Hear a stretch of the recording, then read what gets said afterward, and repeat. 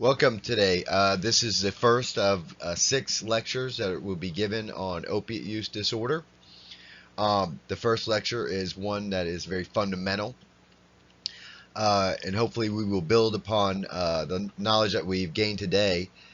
The other consideration is that very often you have different level skill sets within an agency or a practice, and so sometimes a person who may be working clerical job or administrative job may not have a clear understanding of one of the conditions that are being treated, and so we want to all be on the same page. This lecture series is also being offered to possibly correctional facilities or churches, primary care practices, but also behavioral practices, and so a broad knowledge of all of the different factors and situations is important, so we can all refer to one another and talk about treatment planning. I have no conflicts of interest to disclose. I am the CEO and clinical director of a community behavioral health agency that treats this disorder. We offer medical services alongside behavioral health services, pharmacy services, as well as a full toxicology lab. This is the overview of what we'll be covering today. We have a lot of slides and a very short period of time, so please forgive me if I rush through these. You can always contact me directly or through Northwest AHEC for more clarification or possibly follow-up. So all healthcare providers, or those who are directly working with this population, should be knowledgeable about opiate use disorders to deliver quality care, particularly with the current opioid pain pill epidemic occurring. So all healthcare professionals and those who are directly working with this population should possess fundamental skills for eliciting drug use information and be able to refer locally to available referral sources. These are some statistics about the crisis, and on the evening news and on the internet and in our local papers, we see a lot of varying statistics. And so what we want to do today is kind of give you some broad strokes about the problem as it's affecting our communities and our nation. 115 Americans every day are dying. That's approximately one person every 8 minutes. And that number continues to grow. There are varying statistics about how many people die every day. I just know that 115 used to be 90 something, and before that it was even a lower number. And so over the course of several decades, this number just continues to skyrocket. But while there are some different ways to look at this number, I try to use information that comes from reputable sources like the CDC. In 2016, where we had the last death rate statistics coming out, there were more than 64,000 people that died from all drug overdoses. And we know that around 80% or so were related to opioid prescriptions, heroin, morphine, and methadone. We know that a couple years back, states began to enact laws to start looking at prescribing habits, and also funding certain interventions in our community. But there was a transition from prescription pills to heroin, and you'll see the spike in heroin in that statistic there over the years. And then when heroin became less available, we see a spike in our fentanyl deaths.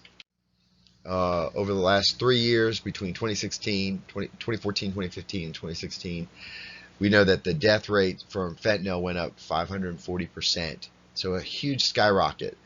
It's a very potent opioid, synthetic opioid, and sometimes people are thinking that they're getting heroin and they end up getting fentanyl and they die. The crazy phenomenon we have now is that some people are actually looking for fentanyl. Some of our community coalition efforts with our partners are trying to get fentanyl strips, so if people are actively using, we can give them fentanyl strips and talk to them about treatment and available options, and then they can take these strips. If they haven't decided to turn their life around and start treatment, they can at least test what they are using to determine to make better informed decisions if they want to use or not. So from 1999 to 2016, we had around 630,000 people die from drug overdoses. 350,000 of those were related to opioids. While that's a horrific number of deaths, uh, it's much larger than accidents and such as motor vehicle accidents and others. We want to note one thing, that it is projected in the next 10 years there will be 650,000 deaths or greater due to opioids alone. So while we're working very hard and enacting laws and changing prescribing habits and doing things in our community, the projection is it's going to get actually worse. While we look at some of the statistics, they come from different research studies. And I'm showing you this slide because many of us have seen it in local papers, because North Carolina was ranked at the top of this. And so some law enforcement and other government officials in North Carolina were upset about this slide because they didn't feel it represented what they were seeing. And so very often when I speak to law enforcement, I have to say the drug problem isn't just in the back of police cruisers. It's not the arrest rates, and it's not just overdose in ERs. This situation is also everyday people with jobs, with families. It could be someone working in a factory. It could be somebody who's a soccer mom, regular everyday dad, who have this problem. And so some of the statistics like these come from claims data, which means that, like in Hickory, North Carolina, where I live, for every 100 citizens in, I think, 2016, there were 127 prescriptions. So there are a lot of opioid prescriptions and people who are suffering from using high levels of opiates, but they're not ending up being arrested just yet, and they're not overdosing and dying just yet. So there are different ways of looking at this disease. And so sometimes somebody that you think it's in front of you, whether it's in your church or it's whether in your primary care setting, they may not be having the criminal record. They may not be homeless. They may, on the surface, appear to be very everyday, average, normal, and they have underneath this a real medical condition that they're suffering from. So what are these narcotics? Some of us have a general idea, but let's make sure we're on the same page. Narcotic analgesics are also called opiates, or opioid analgesics, narcotics, and they're a group of medications to relieve acute or chronic severe pain by binding to the opioid receptor site. On that opioid receptor site, there's certain mu receptor, I think it's kappa and delta receptors, and the mu receptor and those other ones produce an effect. With the mu receptor that we're talking about today, it's that euphoric effect. So while it takes care of pain, it also causes this other effect, and that's a very potent part of the disease of opioid use disorder. So here are some opiates. We all know about the poppy seed, and derivatives of the poppy seed are going to be those first three, which are called opiates, actually, if you want to be perfectly purist about knowledge. Heroin and morphine and codeine are naturally occurring. The opioids are the synthetic versions, and that's from the oxycodone down. And these are all the opioids, including Ultram or Tramadol. Years ago, I think it was in the 90s when Ultram came out, it was marketed as non-addictive, and now we know in our behavioral health agencies, people sometimes prefer Ultram to anything else. They use large quantities of it, but it is an opioid, and you can become addicted to it. Fentanyl, which we've discussed, usually used in an operating setting. Extremely powerful drug. Post-operatively can be used, but on the street it's lethal. And Demerol, we don't see a lot of Demerol. Methadone and buprenorphine aren't listed on this, but we'll talk about them. They are opioids, but they work differently, and but they can be abused.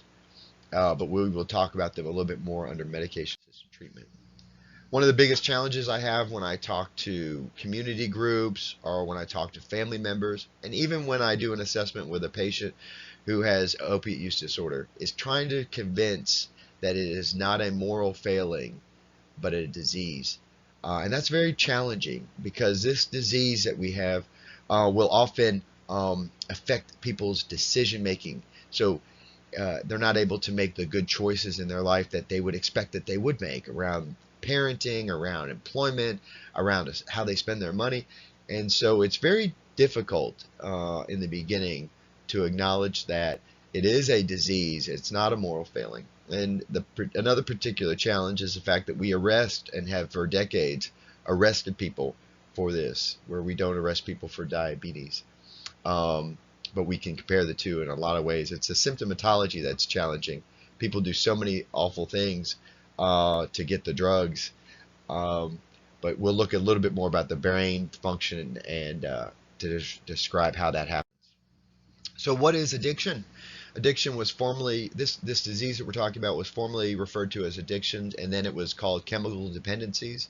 But now we use a term called substance use disorder to refer to a medical condition caused by a progressive chronic use of mood-altering substances that results in negative physical, social, or psychological consequences to a person's life. And so you can use some specificity with that word substance. And today we're talking about an opioid use disorder, OUD. What is this condition? Well, some of these are some of the factors that you can readily identify with the disorder. There's a loss of control with drug-taking behavior. The prescription that somebody is given over time, they start to take more and more of it. They're running out of their prescription much earlier. When they don't have the drug, they're craving it. Craving is not just thinking about using drugs in a stressful situation, but craving has been described best as when you're really, really thirsty and you want a glass of water more than anything. And the only thing that'll take it away is a glass of water. And so there's this overwhelming compulsion, obsessional thinking, and craving. Another phenomenon is tolerance. You have to have more and more of the drug to get the same effect. Physical dependency. You have to take the drug or otherwise you will become sick. Psychological dependency. Over the course of time, you start to lose interest in family and food and other pleasurable types of things. And there is a concept that starts to form psychologically that the drug is equated to life. Like, my life will have no pleasure, no meaning without the drug. I have to have this drug, to the exclusion of everything else. And all these things get worse and worse over time. And that's the next, it's a chronic disease. It's a relapsing disorder. And so the disease can be more severe, but even when you get into treatment and you have people abstaining, and they start to maintain this, if they're not able to continue to do those things that work to maintain abstinence and long-term recovery, we do see people relapse even after long periods of time.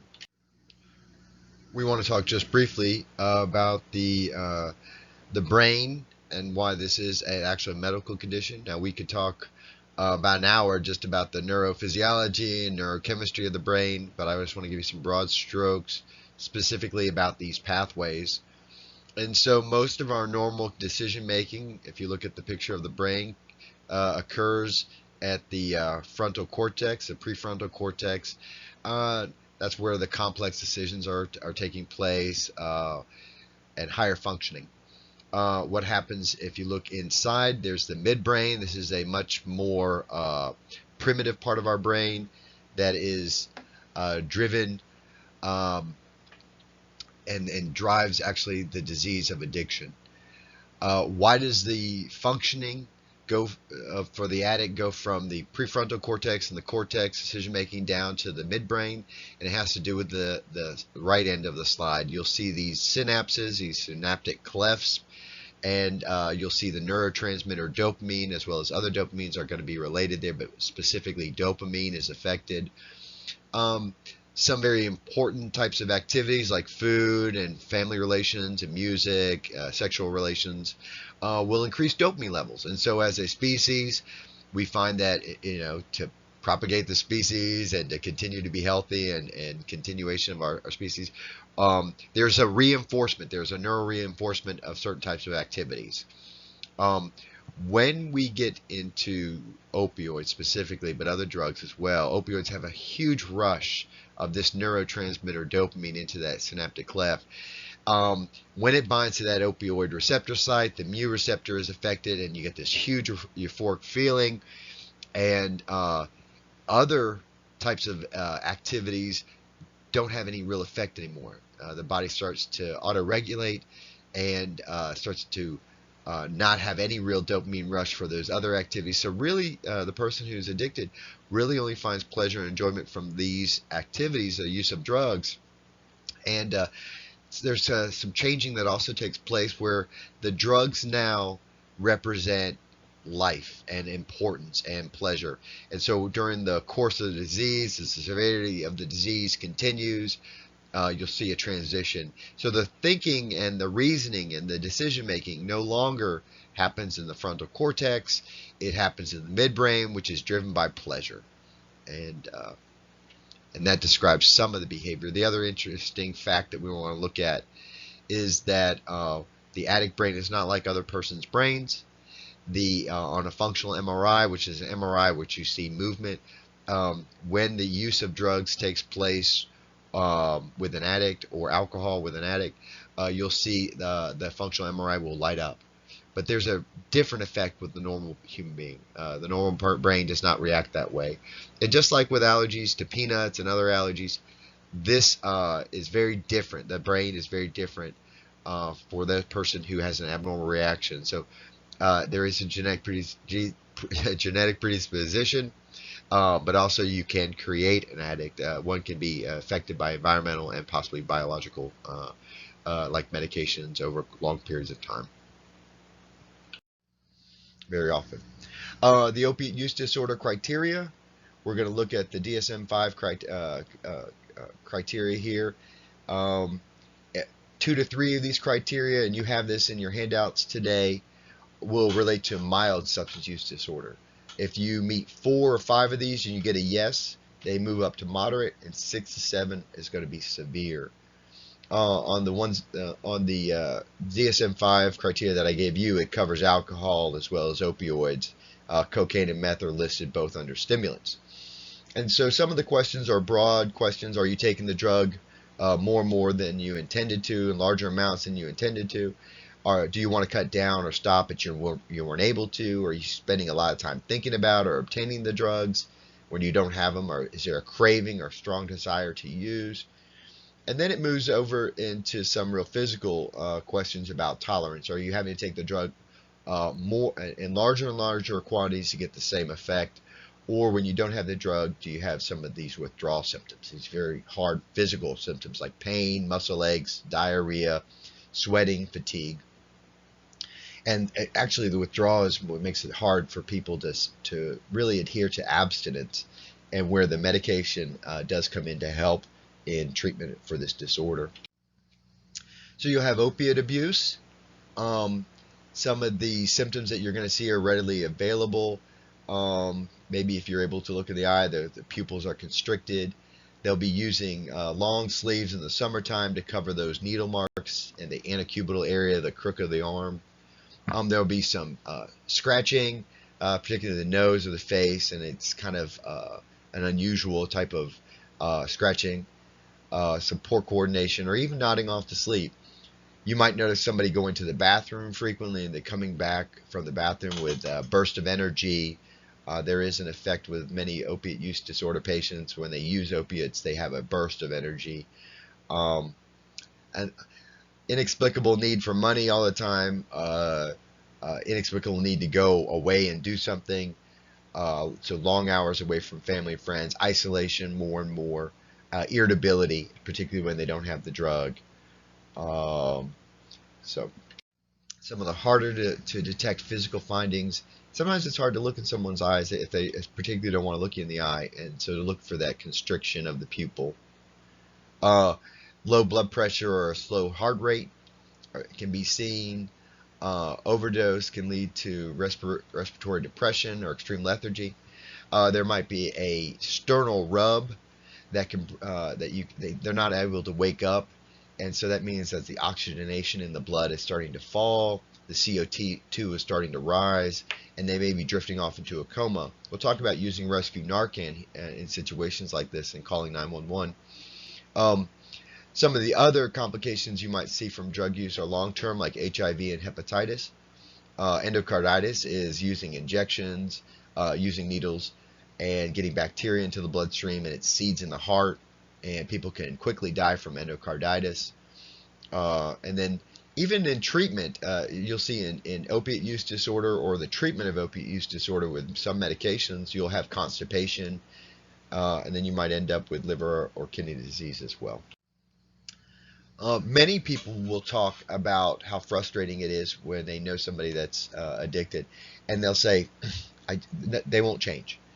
But when you look at the actual research, and this was a study that was done with the journal, that was printed in the Journal of American Medical Association, you'll see that actually relapse rates are very common in a lot of chronic diseases, and drug addiction is actually not worse than several like hypertension and asthma.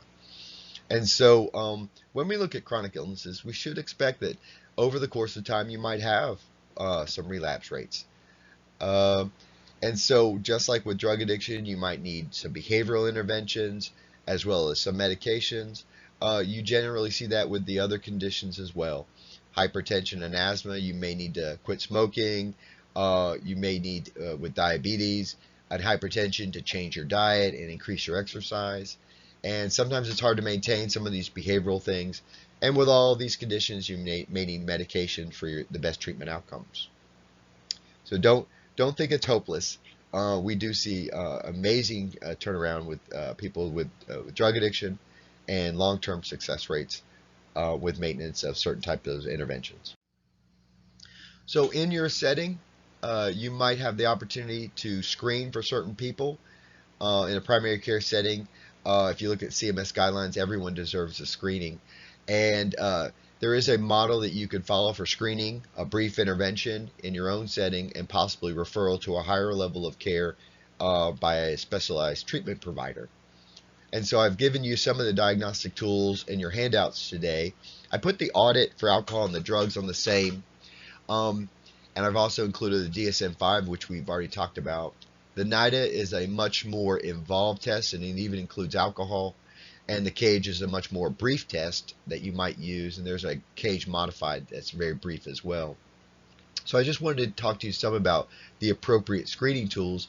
And I find that screening tools are nice. They're better if they are given one-on-one with a person that you're screening. And it's also a conversation starter where you can take some notes to get a kind of a clinical picture that you could write about. Because sometimes when someone answers yes to one of these, they really want to continue the conversation. And if you're open and non-judgmental and asking open-ended questions like, well, can you tell me more? Or I kind of understand what you're talking about. Or can you describe that a little bit more? They will go ahead and give you a lot of information, because many times people are suffering and they want someone to ask that question. They don't know how to broach the conversation. The other two tools that are listed here are about risk. Is this person, let's say that you're prescribing pain medication to, are they at risk of an overdose? Or are they at risk of abusing the drug due to the family history or other trauma? And so these other tools used with a pain management note that you have will really be very helpful in appropriate pain management care overall. Am I giving this medication and could it push somebody over into an overdose situation? Or before I give this medication, which is a narcotic, is this person at higher risk of abusing this? And let's talk about that. The American Society of Addiction Medicine is the gold standard in this field, and they have varying levels of care from 0.5 to 4. And they look at certain dimensions in the ASAM criteria. So those dimensions listed at the bottom, which would include, I've just briefly categorized them as acute intoxication or withdrawal, medical conditions, the emotional and the cognitive factors that may influence levels of care. Are they really motivated for care and treatment, or are they really not aware that they have a problem? Is there a relapse potential, such as have they tried treatment before and they're not able to they failed several different times, even at higher levels of care, or they've never had treatment before? Or and finally, the environment. Is there somebody actively using in the home? Are they homeless? or possibly they're living in a home where people do not use and they're very supportive. So when you look at these different inputs, it's not a exact science. There's not a mathematical equation, but it will give you some factors to consider when you're trying to refer to a certain level of care. Early intervention may be in your own setting. Outpatient services, maybe counseling, individual or group.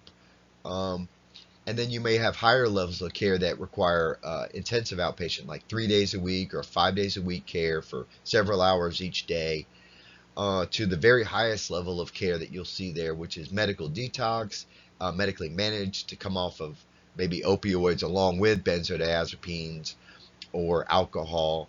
And so you want it in a very safe environment so somebody doesn't go into withdrawal, seize, or have DTs. And so you have varying levels of care. One of the important take-home messages is trying to refer to the right level of care is important, and then trying to transition between levels of care. Very often you don't want to detox and then go straight to outpatient services. You might want to detox to a higher level of care, maybe a residential program, and then to an IOP, and then to outpatient, depending upon if they've reached their treatment goals. And this is always in a perfect world. But you do want to transition between different levels of care and try to make the best clinical fit with that patient. We often will talk about integration of care. And so that's giving different types of care in the same treatment plan to the same person for that disease to get the best treatment outcomes. We also talk about evidence-based practices. And so you hear that, and to define what that is, it means that the practice that you're using, the model that you're using, has been studied and it is proven effective. The research is there and can be reviewed and replicated. And so when you look at the first 3 treatment models that are there for opiate use disorder, there are other treatment models, but I use these because they've been tried and tested, and they've actually been matched against each other and been shown to work. So, excuse me, you have cognitive behavioral therapy, CBT, you have motivational enhanced therapy, and you have 12-step facilitation. And those are all evidence-based practices. There is a model called Matrix that may even incorporate some of those all together in one model. Along with the evidence-based practices for behavioral health, you might have to include a very well-studied medication-assisted treatment like pharmacotherapy for this disorder. And you'll need a special provider to offer that medication. You may offer, along with that, some care management. Care management used to be called case management, but includes stuff like housing, transportation, employment, education. There are a lot of inputs that sometimes we don't consider, which are very influential when you're trying to reach these treatment outcomes, which for us would be abstinence and long-term recovery. And so looking at those different factors are very important in treatment planning. Physical medicine is also very important. Many times people who suffer from this disorder have neglected their diabetes, or they have gained some other medical problems during the course of their using, like hepatitis or HIV. And so you want to consider that if you're not able to treat those conditions at your own facility, you want to make sure you give a good referral, an appropriate referral to a facility that can provide this care. Often, when you find people who are suffering from opiate use disorder and other substance use disorders, they're going to have some psychiatric comorbidities. So there is a co-occurring disorder of maybe schizophrenia or trauma, and they may need some specialized psychiatric care to help them reach their treatment goals with substance use disorders. You'll find that if you don't treat all of these together, all of these conditions, looking at all these factors, you may not get the treatment outcomes that you really want. This person may not be able to reach abstinence and maintain abstinence because there are other factors that aren't being addressed. We're going to look at several different medication-assisted treatments. People are talking a lot about the brand Suboxone. The drug is called buprenorphine. It comes in a lot of different formulations, including a new formulation called Suboxone, which is an injection. You want to match the type of product to the patient and in their course of care. Are they an early treatment? Are they sustained treatment? Are there other indications that challenge you, like an alcohol use disorder or probably a stimulant use disorder? There are no appreciable side effects when the medication is used as directed. Naloxone is often used in combination with buprenorphine, which helps deter abuse, particularly with injections. Um, there is new special packaging that's available with products to prevent accidental overdose in children. It also helps reduce diversion because the special packaging will have numbers, and so you can tell if somebody has split a prescription from that box or not. And it also matches that prescription with a provider, so you know exactly what clinic that prescription came from and what patient that went to. There is an overdose risk with alcohol and benzodiazepines with this medication. So very often it might be contraindicated or at least prescribed with some cognizance about the overdose risk. The special training and regulations around this require an X waiver, which means there's a special 8-hour class or so, or a number of classes that are required. And the medication should be offered alongside behavioral interventions. There is a ceiling effect with this medication, so that the more and more you take, you do not get a greater effect, which is very, very helpful. And generally, we'll see that we're using 2 strips, which is about, each strip is about 8 milligrams. So that the ceiling dose usually helps us prescribe it at 16. Some states have actually limited prescribing to that two strips, and generally suggest anywhere from 8 to 12 milligrams would be sufficient. So we're even looking at states starting to limit the prescription to reduce diversion. One medication is methadone, been around a long time, quote unquote. The term is a methadone clinic, but generally these are called OTPs, or opioid treatment programs. They are prescribing, they have the right to prescribe methadone, and they're the only ones that have the right to prescribe methadone with addiction. It's highly regulated, but now we see in these clinic-based programs more and more they're prescribing buprenorphine as one of the products. Generally, this is it starts off with daily liquid dispensing at the window. Liquid is harder to divert than pills, but it does come in pills. At higher levels of treatment adherence, pills are able to be taken home. There is a very serious overdose risk with alcohol and benzodiazepines. We see fatalities when these are mixed. And excuse me. There's no ceiling effect with this medication. So there are dose-related side effects. The higher the medication, you might see more and more of the side effects, like somnolence. There may be, when you're looking at overdose, difficulty breathing and shallow breathing may occur. That's exactly when you want to call 911 and use rescue Narcan, because this person may be slipping into a coma. Vivitrol is another medication, and this is actually a non-addictive opioid antagonist. Excuse me. The other 2 drugs were actually opioids, but this one is not. Suboxone is a partial agonist antagonist, and methadone is actually an agonist. And so this is actually just an antagonist. And so there's no special waiver that's required with this.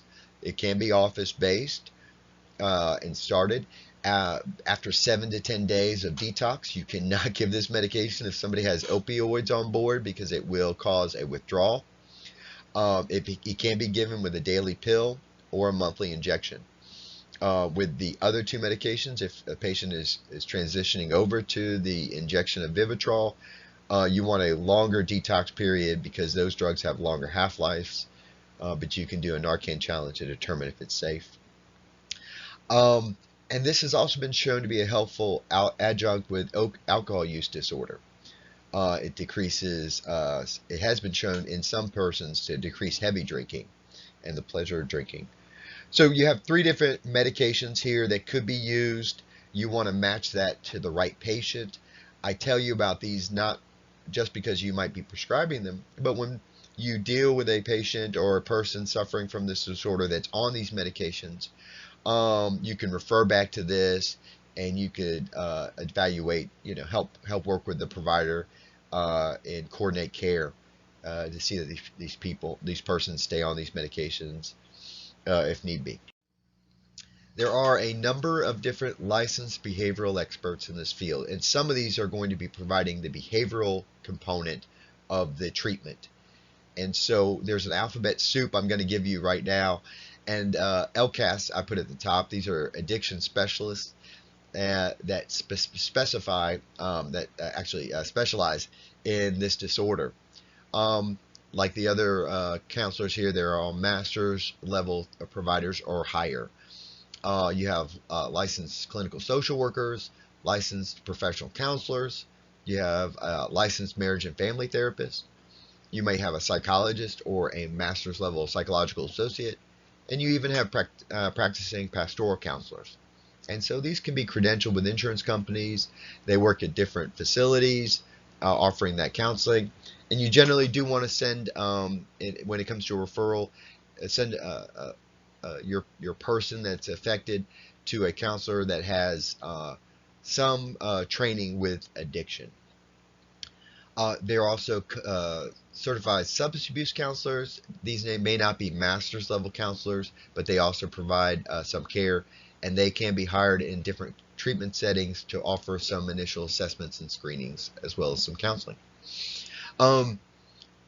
You also have those who provide medical care. So you have psychiatrists, and you might have psychiatric non-physician providers like NAs, NPs, and PAs. You might have in a family practice setting physicians or PAs or nurse practitioners who may also help you provide the medication that's needed for these persons suffering from this disorder. And then you also have board certified addiction medicine doctors. For those that are deaf or hard of hearing, or those that are primarily Spanish speaking in your population, please consider these people and consider the resources. So look for screening tools and translators so you can ask the right questions, and consider appropriate referral sources. These populations are hard hit by this disease, and unfortunately, because of the challenges of communication and availability, we find a much more of a challenge delivering them the appropriate care. So consider this when you're looking at your population. Drug testing is very important. Urine dips may be seen in probation and parole. They may be seen in a family practice setting or these treatment facilities. While they're very helpful and there's a low cost, there's also very poor quality of testing, and somewhere between 25% or so, given the study, the tests are actually inaccurate. They're very sensitive tests, but there are a lot of false positives. So somebody taking, say, ibuprofen may show positive for marijuana, and you don't want to make any serious decisions clinically with a positive test, because it could be false. And so another point of care test that many people use is an analyzer. Within 5 or 10 minutes, you can have a accurate test of quality, but unfortunately these machines cost $50,000. We own one of these in my own agency, and it's very helpful if you can afford it to get really high quality point of care testing. LCMS is the gold standard for drug testing. It tests urine, and these are confirmation tests, very, very accurate to the nanogram. And very often some of these tests are down to 25 nanograms. So very accurate tests. Very expensive machine. I also own one of these in my agency, around $200,000. This is usually where they package the urine and send it off to a big reference lab. We do that in-house. And so you get it back quickly. But these really do guide care. These are indisputable tests that really guide care and let you know what's going on with the patient. Now, sometimes patients who are actively using are very sophisticated when it comes to the knowledge of testing, and they'll try not to give you urine. They say they can't pee. While blood and saliva are available for testing, the windows of detection are very, very small.